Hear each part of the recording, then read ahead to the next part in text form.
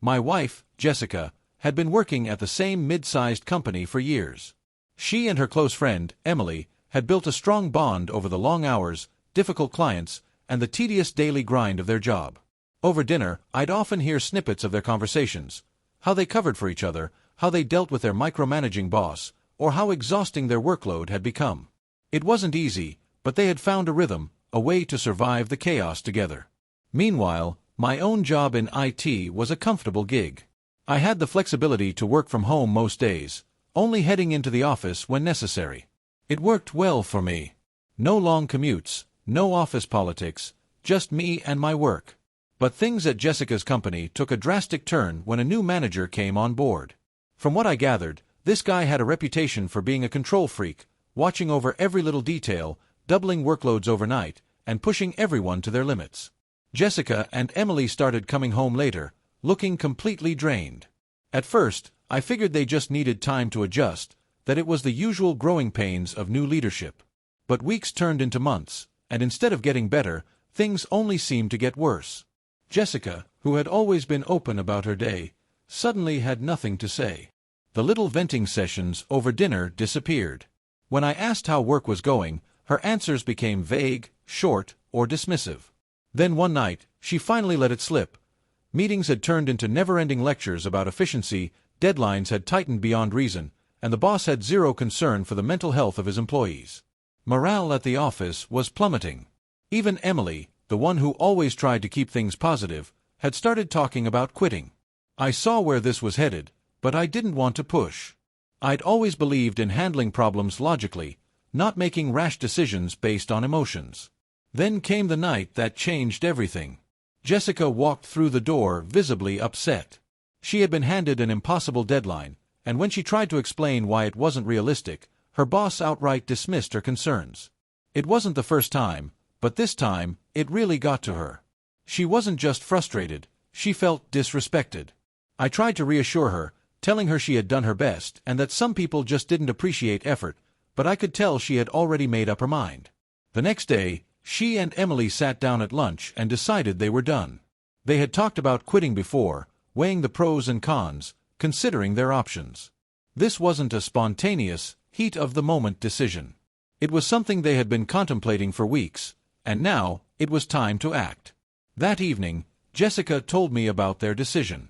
I could see the relief in her face, like a weight had been lifted. She explained that they had both handed in their resignations at the same time, making a statement. Their boss was stunned. He tried to convince them to stay, even offering them raises and better conditions. But Jessica wasn't interested. Her faith in the company was already gone. Emily felt the same. Less than a week after quitting, Emily landed a new job. It wasn't surprising, she had always been resourceful. She had managed to secure a position in a company that, from what Jessica told me, seemed to appreciate her skills. Jessica, on the other hand, was taking her time. She wasn't the type to rush into things, and I respected that. But I could tell she was feeling the pressure. Then one night, she brought up something unexpected. Emily had spoken to someone at her new job about getting Jessica a foot in the door. It wasn't going to be a traditional interview. Instead, Emily had suggested an informal gathering, a private meeting in our home with a key contact from the company. The idea seemed strange to me. Why not just meet at an office or a coffee shop? But Jessica explained that Emily swore by this approach. It was how she had landed her own job so quickly. According to her, these kinds of personal, relaxed settings worked better. I wasn't thrilled about the idea. Hosting strangers in our home for a job opportunity felt too personal, too unprofessional. I suggested a nice restaurant instead, something more neutral. But Jessica was quick to shut that down. Emily was insistent that the meeting needed to happen in a comfortable, intimate environment. After a brief pause, I sighed and nodded. If you think this is the best way, then fine. Jessica smiled, relieved that I wasn't going to argue. I could tell she had been worried about how I would react. I wasn't happy about it, but I trusted her judgment, at least, I did at the time. With the decision made, we started planning. She took charge of most of the arrangements, but she needed my help to make sure everything went smoothly. She wanted the atmosphere to be perfect, down to the smallest details. I agreed, though something in the back of my mind told me that this wasn't just about getting a job. The night of the meeting, I wanted everything to be perfect. If we were going to host a potential employer in our home, I wanted to leave a good impression. That morning, I went out early to buy the best cuts of meat I could find. The butcher recommended a special seasoning blend, so I grabbed that too. Alongside the meat, I picked up fresh vegetables and a few choice ingredients for side dishes. I had a signature meal I was confident would impress anyone, and I was going to make sure it was done right. By the time I got back, the kitchen was buzzing with activity. Jessica had taken charge of organizing drinks and setting up appetizers while making sure the house was spotless. It was clear she was putting a lot of effort into this, more than I had expected. I got to work cooking, carefully preparing every detail of the meal. The meat was marinated and grilled to perfection, the vegetables were seasoned just right, and the table was set like we were hosting an important holiday dinner. Finally, when everything was in place, we took a step back and admired the setup. It looked perfect. Even I had to admit that the atmosphere we had created was warm and inviting. This was exactly what Jessica had envisioned: hospitality and trust. Right on time, a sleek car pulled up in front of the house. Emily stepped out first, looking sharp but not overly formal. Behind her was a man I'd never seen before. He was casually dressed, which struck me as odd given the situation. But then again, this wasn't a typical job interview. We greeted them at the door, exchanged pleasantries, and headed to the backyard, where the evening's main event would unfold. Emily wasted no time getting to the point. She explained that there was an open position at her company that was perfect for Jessica. Given her experience, she could start as soon as the following Monday. But then the man, whom Emily introduced as Mark, added something that made me pause. "There's just one condition," he said with a small smirk. "We'll go over it when the time is right." The way he said it made me uneasy. What kind of job offer came with undisclosed conditions? Jessica, however, seemed unbothered. She leaned in, intrigued, and nodded, signaling that she was open to hearing more. As dinner progressed, the conversation flowed easily. The food was a hit, everyone complimented my cooking, which I took as a personal win. But something about Mark was off. He was polite, sure, but he was also extremely observant. At first, I thought he was just taking in his surroundings, but then I noticed something unsettling. He kept glancing at Jessica. It wasn't overt, but it was frequent enough to catch my attention. His eyes would drift toward her whenever she spoke, and when she laughed, he seemed particularly interested. At first, I told myself I was imagining things, but the pattern continued. Eventually, I decided to address it. "Everything all right?" I asked, keeping my tone casual. "You've been looking over a lot." Mark barely hesitated before responding smoothly, "Oh, it's the necklace your wife is wearing. My sister has one just like it. Caught my eye, that's all." His explanation was harmless enough, but something about it felt off. I made a mental note to keep an eye on him. As the evening went on, the subtle attention didn't stop. At one point, he even complimented Jessica's accessories, which felt completely unnecessary. I wasn't about to make a scene, but I made sure to steer the conversation back toward business whenever I could. Jessica, however, seemed oblivious. She was focused on discussing her potential role, genuinely excited about the opportunity. Eventually, dinner wrapped up, and the meeting seemed to be a success. Mark thanked us for our hospitality and left in his car shortly after. Emily, however, stayed behind, saying she wanted to chat with Jessica for a bit longer. I didn't push for details. I figured Jessica would fill me in later. As the two of them headed out, I focused on cleaning up. Hosting always left a mess, and tonight was no different. But even as I scrubbed dishes and wiped down the table, something about the evening didn't sit right with me. There was something unspoken in the air, something I couldn't quite put my finger on. I told myself I was overthinking it, that this was just how the corporate world worked: networking, informal deals, and quiet conversations over dinner. But deep down, I had a feeling that this was only the beginning. And that feeling, it wasn't a good one. That night, when Jessica returned home, I was waiting. I wanted to hear her thoughts about the evening, see if anything stood out to her the way it had to me. She walked in looking satisfied. That was the best way to describe it. There was a certain ease to her movements, like a weight had been lifted. "So," I asked, "how did it go after I left?" She smiled, setting her bag down. "Really well. I think this could be a great opportunity for me." Her excitement seemed genuine, but I wasn't ready to drop the subject just yet. "Did they tell you what that condition was?" I pressed. She hesitated for just a second before answering, "Oh, yeah. Nothing major. Just a dress code thing. They expect employees to dress professionally, strictly formal attire, you know, to maintain the company's image." I raised an eyebrow. "That's it? A dress code?" She laughed, waving a hand dismissively. "I know, it sounds silly, right? But it's kind of refreshing. I've never had a reason to dress up for work before. It'll be nice for a change." Her explanation made sense on the surface, but something about it didn't sit right with me. If it was just about wearing office attire, why had Emily and Mark been so cryptic about it? And why had Mark been looking at her the way he had? Still, I let it go for the moment. If there was more to it, she'd tell me. At least, that's what I told myself. The next day, she got up early to get ready for her first day.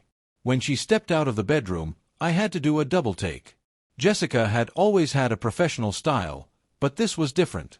She was wearing a short skirt, shorter than anything I'd ever seen her wear to work before, and a fitted blouse that, while stylish, was a little too bold for a first day at a formal office. I frowned. "That's the dress code." She smiled, adjusting her bracelet. "Like I said, it's all about making a strong first impression. People judge you by how you present yourself, so it's important to put effort into it." I nodded, but something about this shift in her attitude felt off. She left for work, and I spent the day trying to shake the uneasy feeling that had settled in my gut. That evening, when she returned home, she was practically glowing. "It went really well," she said excitedly. "The boss is great, and the team seems nice. Everyone's still figuring me out, but I think I'll fit in." I listened as she recounted her day, but then she mentioned something that made my ears perk up. "There's this guy at the office," she said with a sigh. "Total know-it-all. He's been there forever and acts like he's better than everyone. And he's been spreading these ridiculous rumors about Emily, saying she got her job by sleeping with the boss."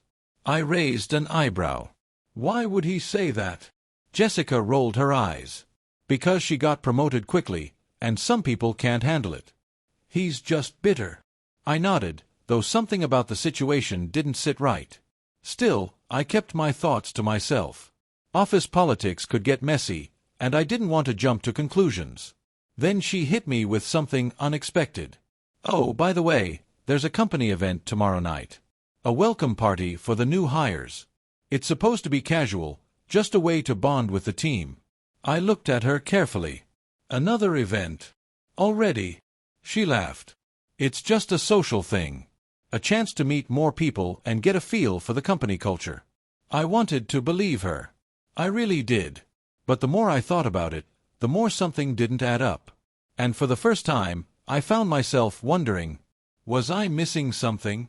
Was there something going on that I wasn't seeing? I didn't have the answers yet, but I had a feeling I was about to find out. The next evening, Jessica got ready for the company party with a kind of excitement I hadn't seen in a while. She spent extra time on her makeup, carefully choosing her outfit, a sleek dress that hugged her figure a little too well for what was supposed to be a casual work event. "Are you sure this is just a casual party?" I asked, trying to keep my voice neutral. She smiled as she put on her earrings. "Yeah, totally. Just a fun night to break the ice with the team. It's nothing serious." I wasn't convinced, but I let it slide. I had already started to feel like I was pushing too much, and the last thing I wanted was to come off as controlling. Before she left, I told her to have a good time, and she kissed me on the cheek before heading out. I had my own plans that night, meeting up with a few friends for a casual get-together. But as the night went on, I found myself distracted, my mind circling back to Jessica's new job, the unusual conditions, and the way her behavior had subtly started to change. At one point, I casually brought it up to my friends. "Her company seems different," I said, choosing my words carefully. "Lots of after-hours events, a weirdly fast promotion system, and this strange secrecy around things." One of my friends raised an eyebrow. "That sounds like one of those companies where the work is secondary to other things." Another nodded. Yeah, I've heard of places like that.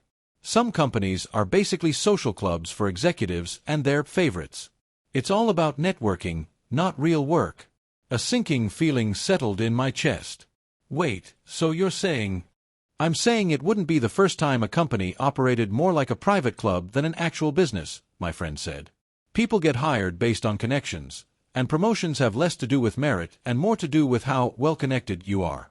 If you know what I mean. That didn't sit right with me at all. I tried to shake off the unease, but it only got worse when I checked my phone and realized that Jessica hadn't responded to any of my messages.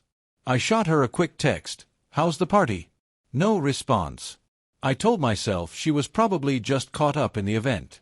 But an hour passed, then 2. I texted again, "Everything okay?" Still nothing. By this point, I wasn't just uneasy, I was full-on worried. Jessica was usually quick to respond, even if it was just a short, "I'll text you later." But this... silence. Finally, I decided to call her. The phone rang and rang, but she didn't pick up. Something was off. I tried again. Same result. My friends noticed my growing frustration. "Dude, she's probably just having fun. Don't overthink it." I nodded, but I didn't believe that. When the clock hit midnight and there was still no word from her, I had had enough.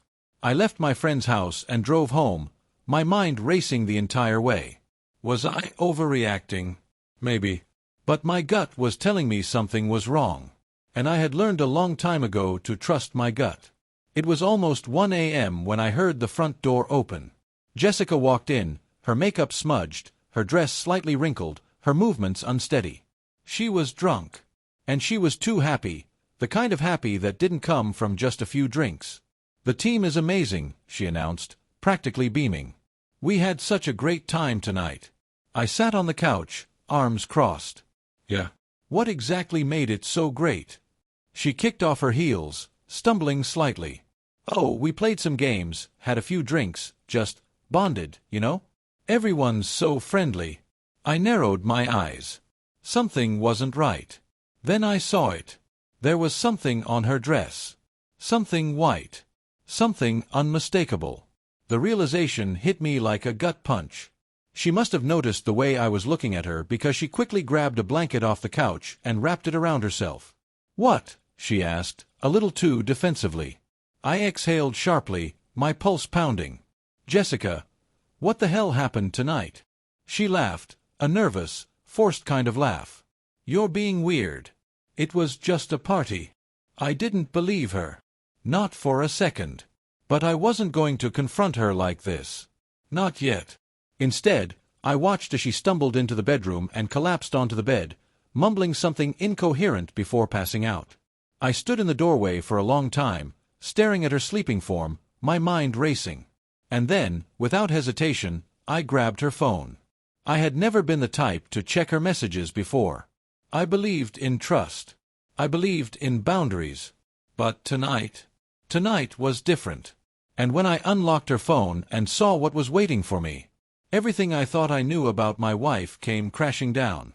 My hands were steady as I scrolled through Jessica's phone, but inside, I was anything but calm. At first, the messages seemed normal, work updates, casual conversations with Emily, but the deeper I dug, the worse it got. Then I found the chat. A private conversation between Jessica and Emily. And as I read through the messages, my stomach turned. "Jessica, I did it. I can't believe I actually did it. Emily, told you it wasn't a big deal. Just part of the process. Jessica, it was weird at first, but Mark was super sweet about it. And honestly, it wasn't that bad. Emily, see? That's why you gotta stop overthinking things. It's just how things work here." I kept reading, each line worse than the last. Jessica had slept with her boss. And not just once. From the context, it was clear this wasn't some drunken mistake, it was intentional. A transaction. A requirement. That's what the special condition had been all along. The fast promotions. The late nights. The sudden change in her confidence. It all made sense now. I scrolled further and found another group chat, one with other employees from the company. The conversation was full of jokes and crude comments about promotions, secret relationships, and who had slept their way to the top. Jessica had known. She had agreed to this. And she hadn't even tried to hide it. As I sat there, phone in hand, my entire world shattered. I wasn't just angry. I was done. I took screenshots of everything. Every message. Every damning piece of evidence. Not because I wanted revenge, because I needed proof. Proof that I wasn't crazy. Proof that the woman I had loved and trusted had willingly thrown everything away for a shortcut to success. By the time I was finished, my decision was already made. I grabbed a trash bag and started packing her things. Every piece of clothing. Every personal item. Every little thing that tied her to this house. This wasn't her home anymore. By the time I was done, there were 3 full bags sitting by the door.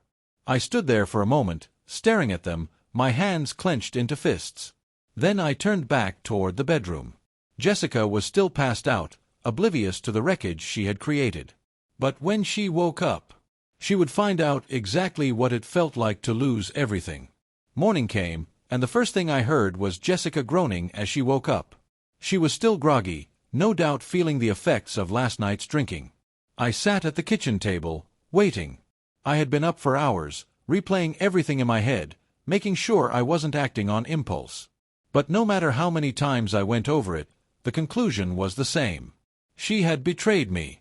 Not in a moment of weakness, not in some drunken mistake. She had chosen this. She had planned it. She had justified it to herself. And now, she was going to face the consequences. I heard her footsteps shuffle down the hall, and then she appeared in the doorway, looking like she had barely processed where she was. Then her eyes landed on me. She frowned. "Why are you up so early?" I didn't answer. Instead, I nodded toward the trash bags by the front door.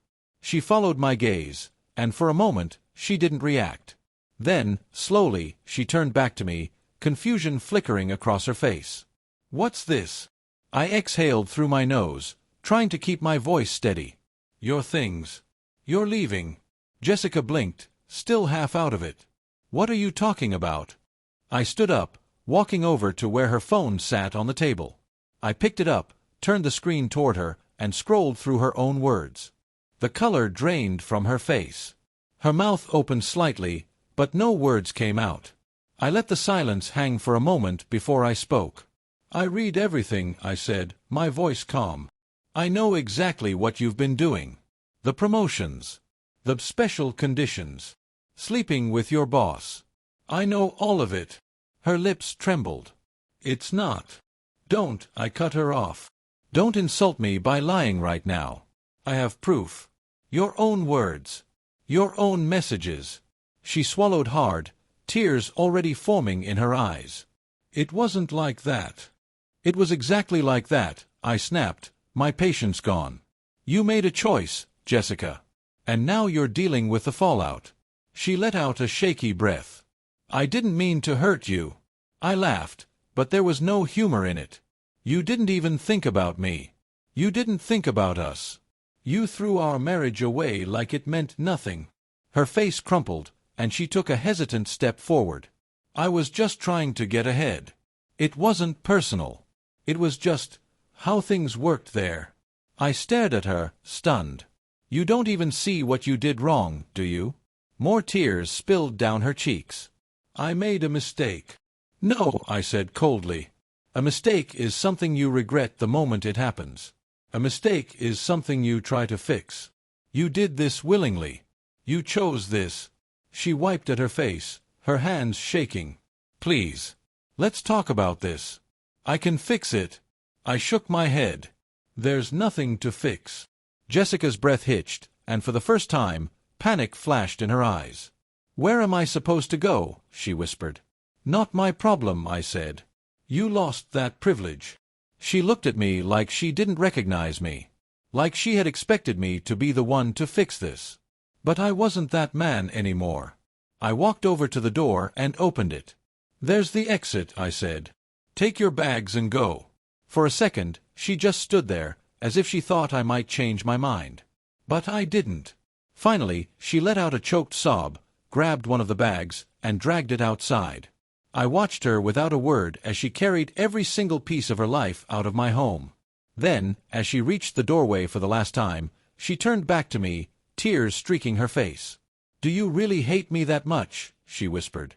I met her eyes. "I don't hate you, Jessica." I paused, then added, "I just don't care anymore." Her face crumpled. And then, she was gone. The door shut behind her, and the house fell into silence. For the first time in weeks, I felt like I could breathe. Months passed. The divorce was swift and clean, thanks to the mountain of evidence I had gathered. I kept the house, my savings, and my peace of mind. Jessica. She lost everything. Her job was the first to go. The corruption at her company didn't stay hidden for long. After I sent everything I found to the right people, an investigation was launched. Employees were fired. Reputations were destroyed. And Jessica, she was out the door along with the rest of them. I didn't check in on her. I didn't care where she ended up. But then, nearly a year later, my phone rang. I glanced at the screen. It was her. For a second, I considered ignoring it. But something in me wanted to hear what she could possibly have to say. So I answered. Her voice was shaky, almost desperate. "Please. I need to talk to you." I stayed silent. She let out a small sob. "I messed up. I know that now. I lost everything. And then I heard it. A baby crying in the background. Something inside me went ice cold. "I have a child now," she admitted. I don't know what to do." I clenched my jaw. "That's not my problem," I said flatly. "And that's not my child." Her breath hitched. "Please, I cut her off. "You made your choices, Jessica," I said. "Now you have to live with them." Silence. Then a muffled sob. But I had nothing else to say. I ended the call. And as I set the phone down, I felt nothing. No regret. No sadness. Just relief. Because I had finally closed the door on that chapter of my life. And I was never looking back. Thank you for visited my YouTube channel. Your support, likes, and comments truly inspire me to create even more engaging content. If you enjoyed this video, don't forget to subscribe and hit the notification bell so you never miss an update. You're a part of this amazing community, and I'm thrilled to share my stories with you. See you in the next video on YouTube.